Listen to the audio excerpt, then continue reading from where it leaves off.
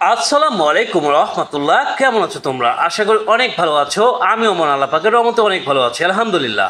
তো আজকে আমি তোমাদের মাঝে হাজির হয়ে গেলাম নতুন আরেকটি ভিডিওতে। আর আজকের এই ভিডিওটি হচ্ছে বাংলা দ্বিতীয় পত্র সাজেশন HSC 2024। অর্থাৎ তোমরা যারা HSC 2024 সালের পরীক্ষার্থী রয়েছো তাদের বাংলা দ্বিতীয় পত্রের সাজেশন দিচ্ছি আজকে। হ্যাঁ, এখানে ব্যাকরণ অংশ এবং নির্মিত অংশ টোটাল 100 নম্বরের সাজেশন থাকছে সকল বোর্ডের জন্যই। আশা করি এই সাজেশন থেকে তোমাদের 100% কমন পড়বে ইনশাল্লাহ। তো অবশ্যই ভিডিওটি শুরু থেকে শেষ পর্যন্ত কন্টিনিউ করো। যারা আমার চ্যানেলটি এখনও সাবস্ক্রাইব করো নাই তারা অবশ্যই আমার চ্যানেলটিকে সাবস্ক্রাইব করে নাও, আর যারা করেছে তাদেরকে অসংখ্য ধন্যবাদ। আমাদের ইউটিউব চ্যানেলের নাম হচ্ছে রাফিয়া রাফি এডুকেশন। একই নামে আমাদের রয়েছে একটি ফেসবুক পেজ, যার নামও হচ্ছে রাফিয়া রাফি এডুকেশন। তো অবশ্যই পেজটিকে ফলো দিয়ে দেবে। ওকে, কে কোথা থেকে দেখছো কমেন্টে জানায় দাও।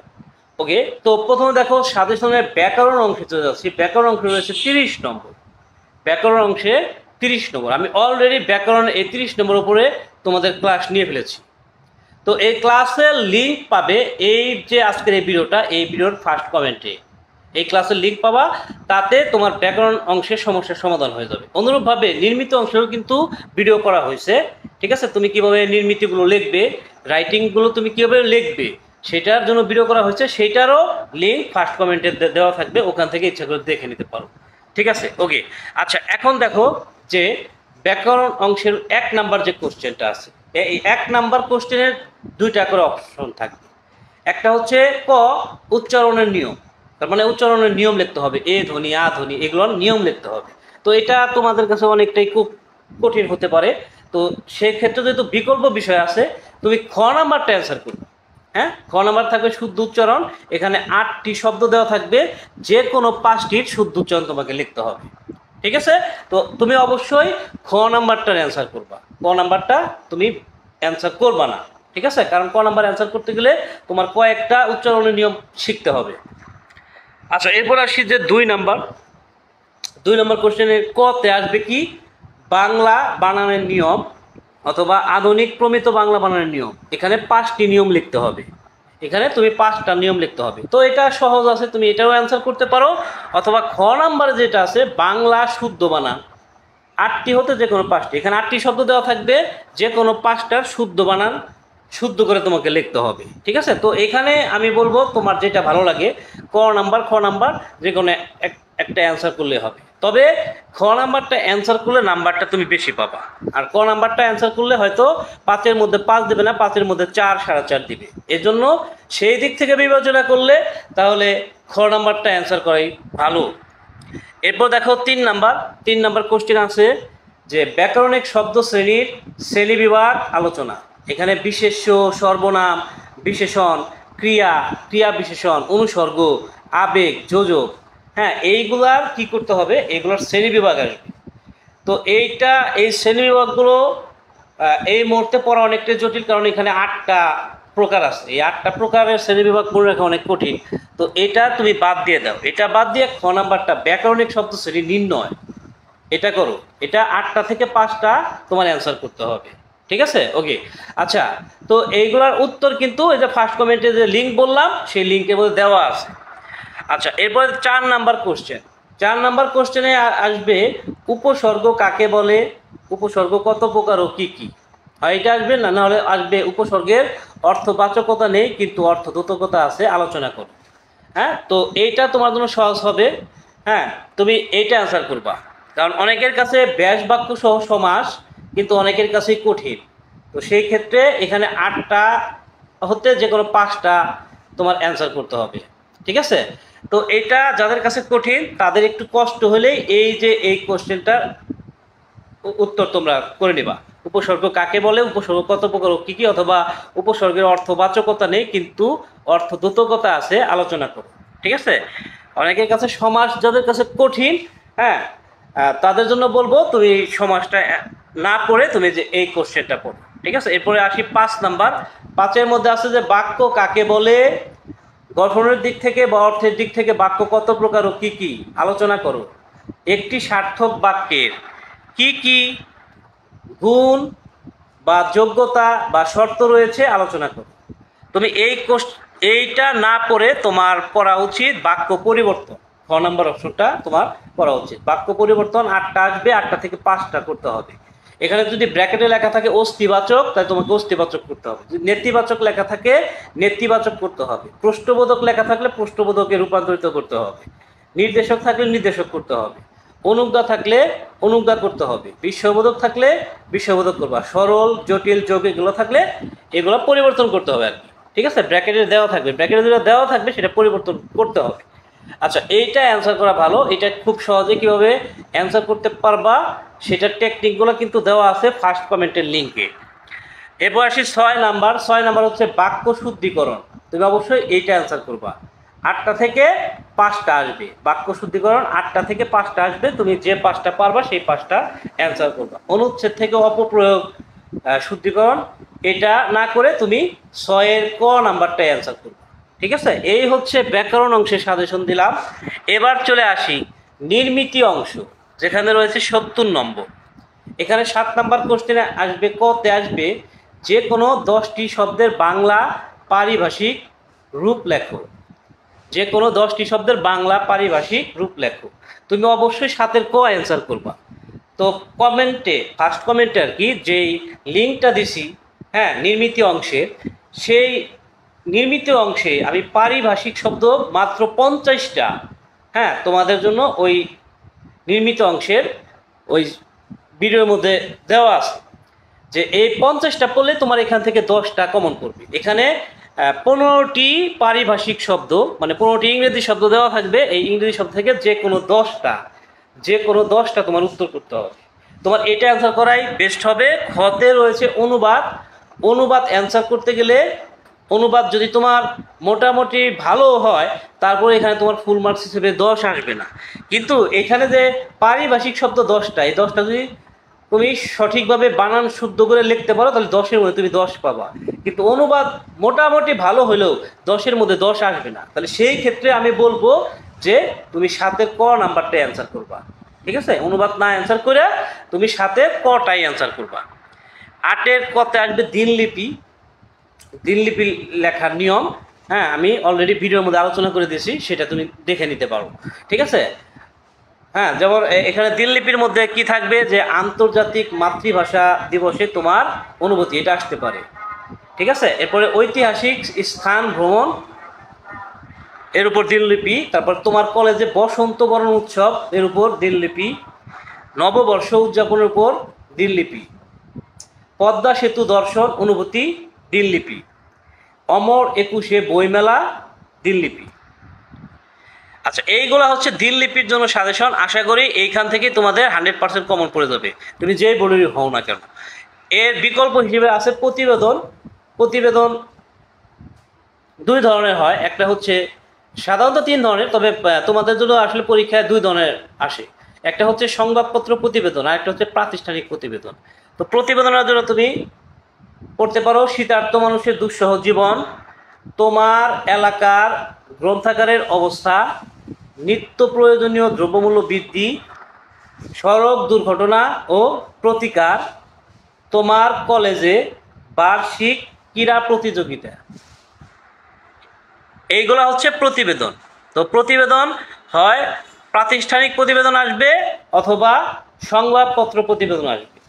তো আমি যে ফার্স্ট কমেন্টে লিঙ্ক দিছি, সেই লিঙ্কের মধ্যে এই যে প্রতিবেদনের নিয়মকানুন দেওয়া আছে, সেটা দেখলে তুমি যে কোনো, এই ফরম্যাট দেখে তুমি যে কোনো প্রতিবেদন সহজে লিখে ফেলতে পারবা।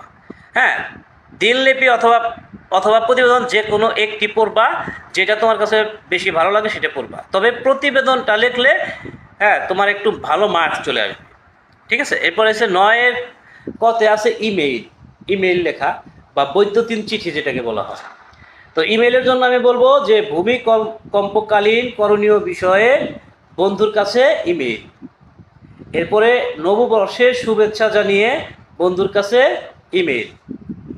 ইন্টারনেট বা ফেসবুক ব্যবহারের সুফল ও কুফল জানিয়ে ছোট ভাইকে ইমেইল। বোনের বিয়েতে আমন্ত্রণ জানিয়ে বন্ধুকে ইমেইল। বন্ধুর পিতৃবিয়োগে সান্ত্বনা জানিয়ে বন্ধুকে ইমেইল। এবার আছে শিক্ষা সফরে বা বনভোজনে আমন্ত্রণ জানিয়ে বন্ধুকে ইমেইল। এরপর দেখো যে পরীক্ষায় ভালো ফলাফল করার উৎসাহ দিয়ে ছোট ভাইকে ইমেইল। তো এই কয়েকটা ইমেল পড়লে আশা করি তোমাদের কমন পড়ে যাবে। এরপরে 9-এর খতে থাকবে আবেদন, হয় তুমি ক অ্যান্সার করবা অথবা খ অ্যান্সার করবা, ঠিক আছে? হ্যাঁ, এখান থেকে তোমার যেটা ভালো লাগে সেটা তুমি অ্যান্সার করবা। দেখো, শিক্ষা সফরে যাওয়ার অনুমতি চেয়ে তোমার কলেজের অধ্যক্ষের কাছে আবেদন। তোমার এলাকার রাস্তাঘাট পরিষ্কার রাখার জন্য পৌরসভার মেয়রের নিকট আবেদন। প্রাথমিক বিদ্যালয়ে সহকারী শিক্ষক পদে যথাযথ কর্তৃপক্ষের নিকট আবেদন। উচ্চ বিদ্যালয়ে সহকারী শিক্ষক পদে চাকরির আবেদন। বাণিজ্যিক প্রতিষ্ঠানে অফিস সহকারী পদে আবেদন। শহরের যানজট নিরসনে যথাযথ কর্তৃপক্ষের নিকট পত্রিকায় প্রকাশের জন্য আবেদন। কলেজে বিতর্ক প্রতিযোগিতা অনুমতি চেয়ে তোমার কলেজের অধ্যক্ষের নিকট আবেদন। আচ্ছা, এরপরে 10-এর কতে আসবে সারাংশ অথবা সারমর্ম, আর খতে আসবে ভাব সম্প্রসারণ। তো সারাংশ বা সারমর্মের জন্য আমি বলবো, বিদ্যা মানুষের মূল্যবান সম্পদ, ক্ষমা যেন ক্ষীণ দুর্বলতা, জোটে যদি মোটে একটি পয়সা ... জ্ঞান যে বাহুতে বল দেয় ... মানুষের মনেও যখন রসের আবির্ভাব ... আজকের দুনিয়াটা আশ্চর্যভাবে অর্থের ... সত্যিকার মানব কল্যাণ মহৎ ... বার্ধক্য তাহাই ... এই কয়েকটা পড়লে আশা করি তোমার সারাংশ বা সারমর্ম কমন পড়ে যাবে। তবে আমি বলবো যে সারাংশ বা সারমর্ম অ্যান্সার না করে তুমি ভাব সম্প্রসারণ অ্যান্সার করলে সবচেয়ে ভালো হয়, তাহলে মার্কসটা ভালো আসবে। হ্যাঁ, ভাব সম্প্রসারণের মধ্যে রয়েছে মন রে আজ কহ যে ...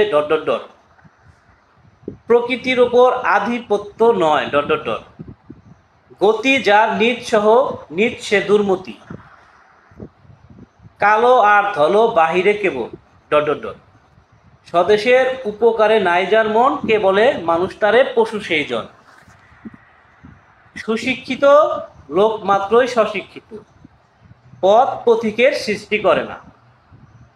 তো আশা করি এই কয়েকটা ভাব সম্প্রসারণ দেখলেই তোমার কমন পড়ে যাবে। তাছাড়া আমি যে কমেন্টের মধ্যে যে লিঙ্কটা দিয়েছি ফার্স্ট কমেন্টে, সেখানে তুমি কিভাবে ভাব সম্প্রসারণ লিখবা সেটা কিন্তু সম্পূর্ণ দিক নির্দেশনা দেওয়া আছে। 11-র কতে আসবে সংলাপ আর খতে আসবে খুদে গল্প। তো তুমি সংলাপটাই অ্যান্সার করার চেষ্টা করবা। হ্যাঁ, ঐতিহাসিক স্থান ভ্রমণ করবা, নারী শিক্ষার গুরুত্ব বিষয়ে সংলাপ, ইন্টারনেট ব্যবহারের সুফল ও কুফল বিষয়ে সংলাপ, সম্প্রতি পড়া বই সম্পর্কে সংলাপ, ভূমিকম্পের ভয়াবহতা নিয়ে সংলাপ, জ্ঞান চর্চা বিজ্ঞান এই বিষয়ে সংলাপ, অমর 21 বইমেলা সম্পর্কে সংলাপ, 21-এর চেতনা বিষয়ে সংলাপ। তো সংলাপ মাত্র একটি মাত্র সংলাপ ফরম্যাট দিয়ে কিভাবে যে কোনো সংলাপ লেখা যায়, এটা কিন্তু আমি যে কমেন্টে ফার্স্ট কমেন্টে যে লিঙ্ক দিছি সেই লিঙ্কের মধ্যে কিন্তু দেওয়া আছে, তুমি অবশ্যই সেটা দেখে নিবা। অথবা তুমি খুদে গল্প অ্যান্সার করতে পারো। তো খুদে গল্পের থেকে সংলাপ অ্যান্সার করাই বেস্ট হবে। তারপরও যেহেতু সাজেশন আমি দিচ্ছি যে সবুজ শ্যামল এই প্রকৃতিকে উজাড় হতে দেখে তৃণার মন কেঁদে উঠলো ... এই যে উদ্ধৃতি দিয়ে দিছে, এই উদ্ধৃতি দিয়ে তোমাকে কি করতে হবে, তোমাকে এই অনুযায়ী গল্প তৈরি করতে হবে। রক্তদানের পূর্ণ শিরোনামে গল্প লেখা, খুদে গল্প। মানুষ মানুষের জন্য শিরোনামে, লোভের পরিণাম শিরোনামে, এরপরে মোবাইল ফোনে বন্ধুত্বের পরিণাম শিরোনামে, মাদকাসক্তির কুফল শিরোনামে, এক বিকেল শিরোনামে, গ্রীষ্মকালীন ছুটিতে গ্রামের বাড়ি শিরোনামে। এইগুলার তুমি কি হিসেবে পড়বা, খুদে গল্প হিসেবে পড়বা। এবার আসি ফাইনালি রচনাতে রয়েছে 20টি মার্কস। তো রচনাতে 20-এ 20 বা অ্যাবাউট 20 পাইতে গেলে তোমাকে কি করতে হবে, 20টি পয়েন্ট দিয়ে রচনা লিখতে হবে। এটা তুমি মাথায় রাখবা যে তোমার পয়েন্ট যাতে 20টা হয়। 20টি পয়েন্ট দিয়ে রচনা লিখলে তুমি 17, 18 বা 20 নাম্বার পেয়ে যাবা। দেখো যে স্বদেশ প্রেম, স্বদেশপ্রেম বা দেশপ্রেম। এরপরে দৈনন্দিন জীবনে বিজ্ঞান ও প্রযুক্তি, অধ্যবসায়, নারী ক্ষমতায়ন, বাংলাদেশের সাম্প্রতিক উন্নয়ন, পদ্মা সেতু, পদ্মা সেতু। ওকে, তারপর মাদকাসক্তির কারণ ও প্রতিকার, বাংলাদেশের পোশাক শিল্প, এরপর আছে মুক্তিযুদ্ধের চেতনা ও বাংলাদেশের প্রাকৃতিক সৌন্দর্য। এখানে 10টা। এখন তোমার হয়তো মনে ভয় ঢুকে গেছে যে 10টা কি পড়া সম্ভব? না, 10টা তোমার পড়তে হবে না। এখানে যেগুলোর মধ্যে স্টার আছে সেগুলো পড়বা। হ্যাঁ, যেমন স্টার আছে কোনটার মধ্যে? দৈনন্দিন জীবনে বিজ্ঞান ও প্রযুক্তি, হ্যাঁ, অনেক কমন। অধ্যবসায়, অনেক কমন। নারী ক্ষমতায়ন, অনেক কমন। পদ্মা সেতু, এটাও অনেক কমন। বাংলাদেশের পোশাক শিল্প, এটা কমন। মুক্তিযুদ্ধের চেতনা ও বাংলাদেশ, এটা কমন। তো এইগুলা পড়লে আশা করি যে তুমি যে বড়ই হও না কেন তোমার এখান থেকে কমন পড়ে যাবে। ঠিক আছে? ওকে, এখন এইগুলোর মধ্যে যেটা গতবার তোমার বোর্ডে আসছিল, 2023-এ তোমার বোর্ডে আসছিল, সেগুলো তুমি বাদ দিয়ে দিবা। হ্যাঁ, যেমন ধরো দৈনন্দিন জীবনে বিজ্ঞান ও প্রযুক্তি আসছে, তাহলে সেটা বাদ দিয়ে তুমি তাহলে সেক্ষেত্রে ধরো স্বদেশপ্রেম বা দেশপ্রেম আসে নাই, তাহলে এইটা পড়তে পারো। তাহলে দেখা যাবে যে এইটাই তোমার চলে আসছে। ঠিক আছে? মানে যেটা আসছিল সেটা বাদ দিয়ে তুমি এখান থেকে এই 10টার মধ্যে থেকে যেটা আসে নাই সেটা তোমার পড়তে হবে। স্বদেশপ্রেম বা দেশপ্রেম, দৈনন্দিন জীবনে বিজ্ঞান ও প্রযুক্তি, অধ্যবসায়, নারী ক্ষমতায়ন, বাংলাদেশের সাম্প্রতিক উন্নয়ন, পদ্মা সেতু, মাদকাসক্তির কারণ ও প্রতিকার, বাংলাদেশের পোশাক শিল্প, মুক্তিযুদ্ধের চেতনা, বাংলাদেশের প্রাকৃতিক সৌন্দর্য। আশা করি এই যে 10টা, এই 10টার মধ্যে থেকে অবশ্যই তোমার কমন পড়বে। তবে 10টার মধ্যে 10টাই পড়তে হবে না। এই 10টা থেকে হয়তো 5টা তোমার বোর্ডে আসছিল, যে 5টা আসছে সেই 5টাই তুমি বাদ দিবা। তাহলে বাকি রইল কি? 5টা। এই 5টা থেকে তুমি অন্তত 3টা একটু গুরুত্ব দিয়ে 3টা পড়ে যাবা। অন্তত 3টা রচনা তোমার পড়তে হবে। 3টা রচনা পড়লে একটা তোমার কমন পড়বে ইনশাআল্লাহ। ঠিক আছে? ওকে, তো এই ছিল আজকের আলোচনা। আগামীতে কথা বলবো অন্য কোনো টপিক নিয়ে। সেই পর্যন্ত সবাই ভালো থাকবে, সুস্থ থাকবে, সুন্দর থাকবে। টাটা, আসসালামু আলাইকুম রহমতুল্লাহ।